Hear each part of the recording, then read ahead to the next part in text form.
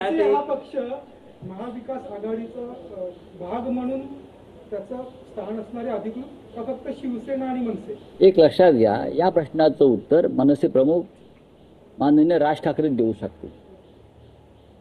या प्रश्नाचं उत्तर तुम्ही जो प्रश्न विचारला, हा प्रश्न का पहिल्यांदा आलेला नाही. महाराष्ट्रात महाविकास आघाडी आहे, त्या शिवसेना प्रमुख पक्ष आहे. एक नवीन पक्ष येणार असेल, या क्षणी आम्ही विचार करतोय मुंबईसह काही महानगरपालिकांचा. आणि हे गणित, ही चौकट वेगळी आहे. महाविकास आघाडी ही विधानसभेसाठी निर्माण झाली ना, मग स्थानिक स्वराज्य संस्थांसाठी वेगळं गणित निर्माण करू. त्यात कोण कुठे असेल याचा नक्की आम्ही अभ्यास करू. नाही, पण तुम्ही राज ठाकरेंना आवाहन करता का? कारण तुम्ही आम्ही कशाला आवाहन करू आहोत आणि ना. आता राजकीय युतीचे, या नव्या युतीचे शिल्पकार किंवा मध्यस्थही म्हणून बघितले, आता दुवा म्हणून बघितला, तर तुम्ही राज ठाकरेंना आवाहन कराल का की महाविकास आघाडीचे दरवाजे त्यांच्यासाठी खुले? बघा, तो अधिकार माझा नाहीये. महाविकास आघाडी ही एका पक्षाची बनलेली नाहीये. महाविकास आघाडी 3 प्रमुख पक्ष आहेत आणि त्या 3 प्रमुख पक्षांची महाविकास आघाडी बनलेली आहे. मनसे हा एक स्वतंत्र पाण्याचा पक्ष आहे. ते स्वतंत्रपणे निवडणुका लढवतात, बरोबर आहे. या क्षणी शिवसेना आणि मनसे यांच्यात चर्चा सुरू आहे, हे मी तुम्हाला सांगू शकतो. याचा अर्थ महाविकास आघाडीतून आमचे संबंध कसे आहेत? उत्तम. शिवसेनेचे महाविकास आघाडीशी उत्तम संबंध आहेत आणि महाविकास आघाडीच्या नेत्यांशी राज ठाकरे यांचे उत्तम संबंध आहेत. हे महाराष्ट्राचं राजकारण आम्ही या पद्धतीने करतोय. भाजपच्या द्वेषपूर्ण पद्धतीने आम्ही राजकारण कधीच करणार नाही आणि राज ठाकरे करत नाहीत. नाही, पण राज ठाकरे आणि उद्धव ठाकरे एकत्र आल्याने काही फरक पडत नाही असा दावा महायुतीचे नेते करतात. हे काय असतं महायुती? झंझट काय आहे? भाजप, शिवसेना, शिंदे, एनसीपी, अजित पवार हे महायुती आहे? अजिबात नाही. हे जे काय तुम्ही शिंदे वगैरे म्हणताय, तो भाजपचाच पक्ष आहे. ती अमित शहाची कंपनी आहे, बेनामी.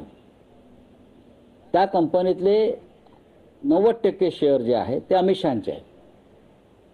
त्याच्यामुळे ती महायुती वगैरे मानत नाही. अजित पवारांचा जो काय पक्ष आहे, ती कंपनी आहे, ती सुद्धा अमित शहाचीच आहे आणि मुख्य कंपनी भाजप आहे.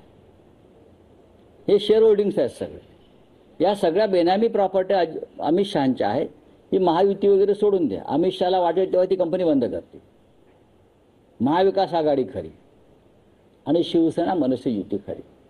रावसाहेब, अमित शहाचा विषय काढला. काल अमित शहा महाराष्ट्रात अहिल्यानगर जिल्ह्यात होते. त्यावेळेस त्यांनी असं म्हटलं आहे की राज्य सरकारनं पूरग्रस्तांसाठी केंद्राकडे प्रस्ताव पाठवावा. केंद्र सरकारनं राज्य सरकार, याचा अर्थ अजून प्रस्ताव पाठवलेला नाही. म्हणजे अमित शहानी काल देवेंद्र फडणवीस त्यांचा बुरखा फाडला, त्यांना तोंडावर आपटलं. म्हणजे अजूनही इतक्या दिवसानंतर सुद्धा राज्याचे मुख्यमंत्री देवेंद्र फडणवीस यांनी केंद्राकडे मदतीसाठीचा प्रस्ताव पाठवला नाही. तो पाठवा तर मदत मिळेल. म्हणजे एका अर्थानं अमित शहानी देवेंद्र फडणवीस एक अकार्यक्षम मुख्यमंत्री आहेत या बाबतीत, याच्यावर शिक्कामोर्तब केलं. अशा वेळेला मुख्यमंत्र्यांनी घाई केली पाहिजे, प्रशासनानं घाई केली पाहिजे की ताबडतोब आम्हाला मदत प्रस्ताव, हा एक तात्पुरता प्रस्ताव घ्या मुख्य, आणि पुढला प्रस्ताव तुम्हाला कायमस्वरूपी पाठवू आम्ही.